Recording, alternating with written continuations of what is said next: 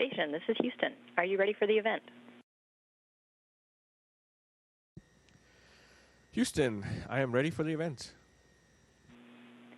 ESA, this is Mission Control Houston. Please call station for a voice check.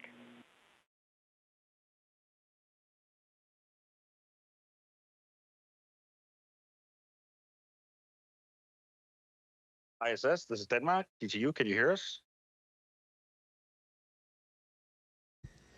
Hello, I've got you loud and clear, and welcome to the International Space Station.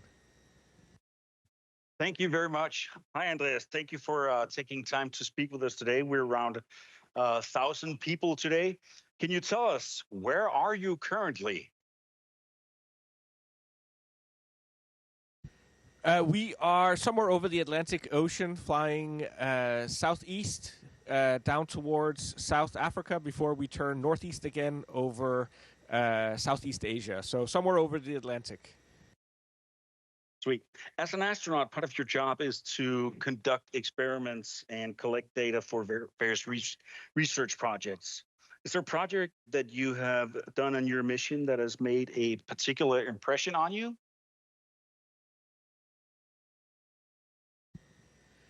Well, we have so many high technology experiments up here that every day is exciting. One of my experiments that I'm very fascinated in is the 3D metal printer that you've been discussing today. But we also have something a little bit different, though similar, called the biofabrication facility, which essentially is a 3D printer for human tissues. And that's one of the experiments we've also been working on. And we're trying to print human tissues or simulants of organs even. And the idea being that maybe in the future, we will be able to print human organs and use that for transplants instead of relying on organ donors. So some very, very fascinating high technology experiments that we're doing up here. Things are indeed moving fast here on stage. We just talked to John about making a screwdriver, and now you're talking about human organs. It's a pleasure to watch science in action. But my question in the panel here, we discussed your experiments with VR. In your own words, how has it been using this VR headset to sort of go to another place than the ISS while you've been there?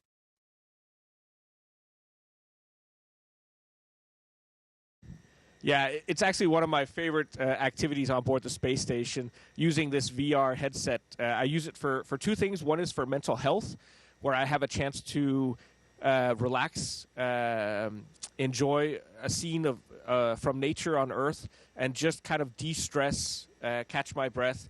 And the second thing I use it for is exercising. It can be combined with our bicycle on the space station. And then I can bike 5 different routes in Denmark, including a mountain bike trail in Silkeborg, a trail around the lakes in central Copenhagen, a trail along the beach in Jutland. And it's absolutely one of my favorite things to do because it makes me feel like I'm out in nature, riding on my bike rather than sitting on a stationary bicycle on board the space station. It's also a lot more motivating because it's tied in with the mechanical system of the bicycle. So when it looks like I'm biking uphill, I feel that I need to put in more power into the pedals. And when I'm biking downhill inside the VR headset, it becomes easier. And so it's coupled together that way for a really immersive experience that is just, it takes me out of the space station and puts me into nature, and I love it. So 2 follow-up questions to that. How do you feel it has affected you? And do you keep the headset to yourself, or do you let your colleagues use it also? Well, it certainly improves my mental health, I would say, and also just my just daily life up here, because I feel like I get to go out into nature once in a while. And my crewmates have tried it. They can also use it, and they love it as well. It really makes, especially biking, much more pleasant. Rather than sitting staring into a blank wall and trying to motivate yourself, this really makes a huge difference. And now, of course, all your colleagues can see our beautiful country and beautiful biking routes. I'm curious, the current comfort level on the space station, or maybe lack thereof, could you give a guesstimate of how long you would say you could reasonably stay in space?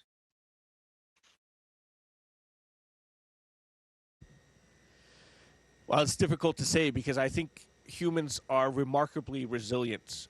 We are capable of much more than we imagine on a daily basis. So I don't think that we as humans will be the weakest link when we are exploring space. Now, having said that, there's a difference between surviving and living, and having virtual reality that lets you imagine or feel like you're back on Earth, feel like you're back with your family, or feel like you're back in nature, can really improve sort of your mental well-being, your psychological well-being, and I think can do make a tremendous improvement overall. So it's definitely something that we can use. I just spoke to John, and he was very excited about 3D printing. Do you have any updates for John? How is his 3D printer? Well, the good news, I was able to successfully install it in our Columbus laboratory this week, so it is all set to go. What we're now waiting for is a checkout and commissioning phase, which will be run primarily from our European Columbus control center located just outside of Munich. That checkout and commissioning phase will probably take a couple of weeks, meaning that most likely, unfortunately, I'll be back on Earth before we're ready to actually print something. But it just means that I'll be able to follow along from Earth and see the next crew, Expedition 71, get a chance to actually do the printing. But otherwise, the printer is set up and it's ready to get checked out. We trust that some of your colleagues will bring home prints for John. You touched upon it just before about expectations and 3D printing potentially of human organs, but sticking to the metal, what are your expectations concerning that technology when it comes to space? Well, that certainly is a potential big game changer for spaceflight. On board the International Space Station, we are very reliant on resupply from Earth. At least once a month or every 2 months, we receive a cargo vehicle. And on that cargo vehicle is a lot of spare parts. You know, the space station is incredibly an incredibly complex structure with lots of electromechanical components that just tend to get worn down over time, which means that we spend a lot of our time maintaining these systems and repairing these systems and replacing parts that are worn out or broken.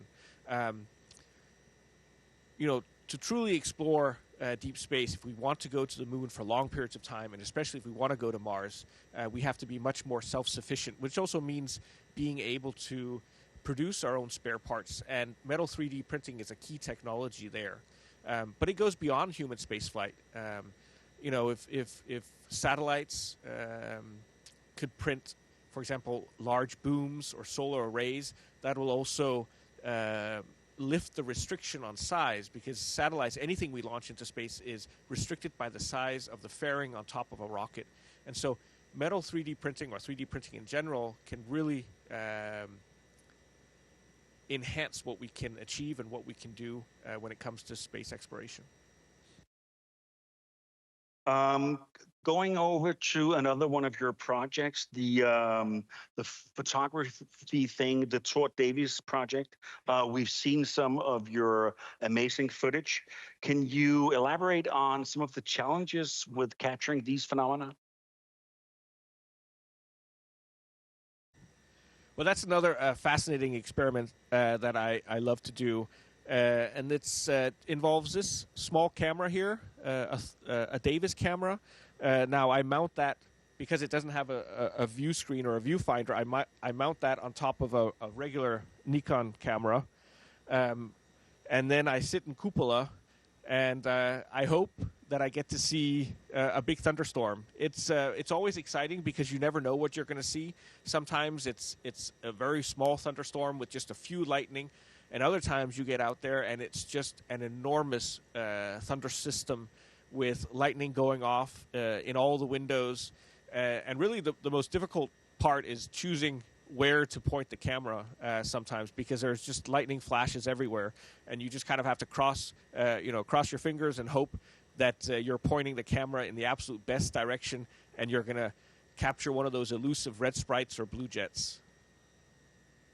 So besides just being fascinating and pretty photos, how does this data actually inform climate research, you think? Well, on one level, it's what you could call basic research, right? It's about understanding the planet that we live on and the atmosphere. This is a phenomenon that's not well understood, and so anything we learn about it is going to make us smarter about our planet and the atmosphere. But more specific to your question, we tend to view weather phenomenon as being isolated to the troposphere. Above the troposphere is the stratosphere. Usually we don't see weather phenomena up there, but these giant lightning strikes are a way for weather phenomenon to occur in the stratosphere and to move gaseous molecules from the troposphere up into the stratosphere. For example, water vapor. And water vapor is a very strong greenhouse gas. And so this is a potentially something that we need to understand better and to account for in our climate models if we want to better understand our climate and how it evolves and how it's impacted by things like lightning. I know it's an impossible task to choose among your favorite children, but if you should, what is the most important contribution you hope that your research on the ISS has been? Well, I would say it's a little abstract, but I think the most important thing that we're doing up here is preparing for the future, for a better future, a future where we are much more knowledgeable, much more insightful, but also have a much broader horizon. We're up here doing scientific research to improve knowledge, but at the same time, we're also pushing the boundary of human civilization. I hope that 50 years from now, 100 years from now, 500 years from now, that we will see humans on the moon and potentially even on Mars. So that's really what I'm hoping that my work on board the International Space Station is leading towards, is a future, a better future, a brighter future, but also a future where humans are exploring space further and deeper than we've done so far. Obviously, being on the space station is an amazing adventure, for lack of better word. But what do you look forward to in your job professionally when you get back to Earth?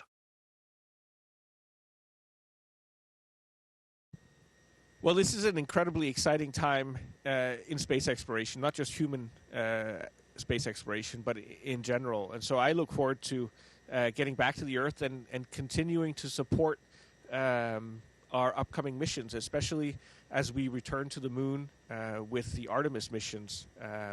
There's a very good chance that we'll see a European astronaut as part of an Artemis mission to the moon.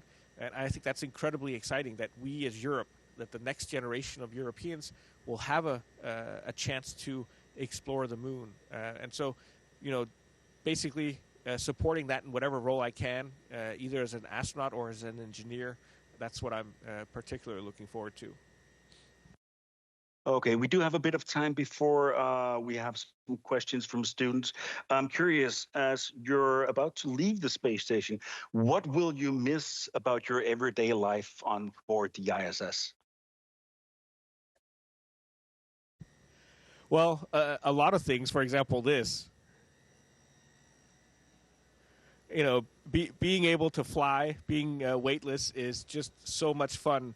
But otherwise, I'm going to really miss looking out of the window.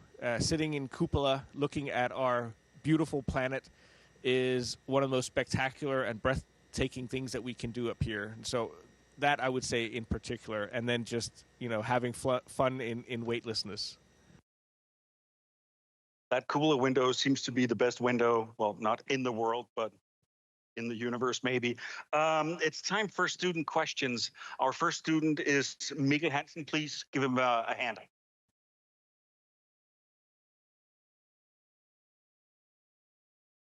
Thank you. Andreas, my question to you is, what is your advice to students dreaming of going to space, both in terms of career decisions, but also developing personal skills?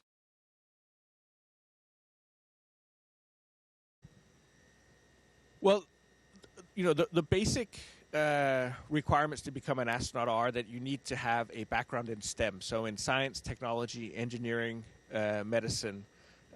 That's kind of the key thing. You also need to be a good team player. Everything that we do up here is as part of a team, whether it's the team of astronauts on board the space station or the entire team, including the ground teams in mission control that work to support us on a daily basis. Those are the two fundamentals.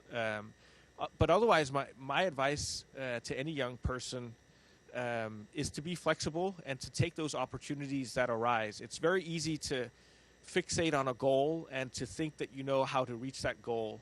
But oftentimes in life, it's not the straight line that takes you to the goal. It's the meandering path where you take opportunities that don't seem to be directly related, but yet somehow end up affecting you in a way that takes you closer to your goal. So be flexible, take the opportunities that arise in life, because it's very hard to predict what it is that will lead you eventually to your goal. Thank you very much. And our next student question is from Laura Asta Eising. Yeah. Hi, Andreas. I was wondering what your favorite kind of experiment is to conduct on the ISS.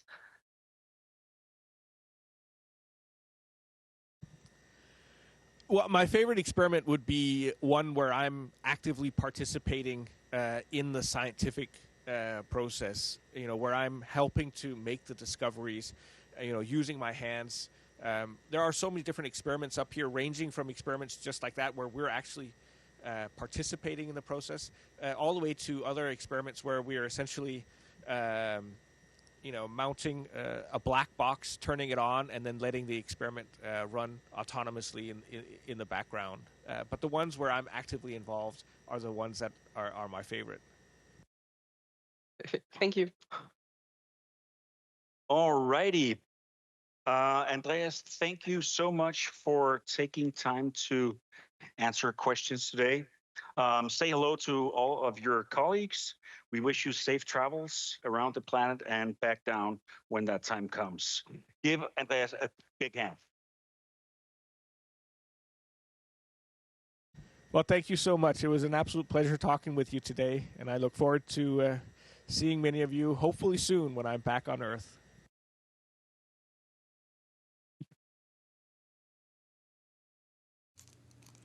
Station, this is Houston ACR. Thank you. That concludes the event. Thank you to all participants. Stations, we are now resuming operational audio communications.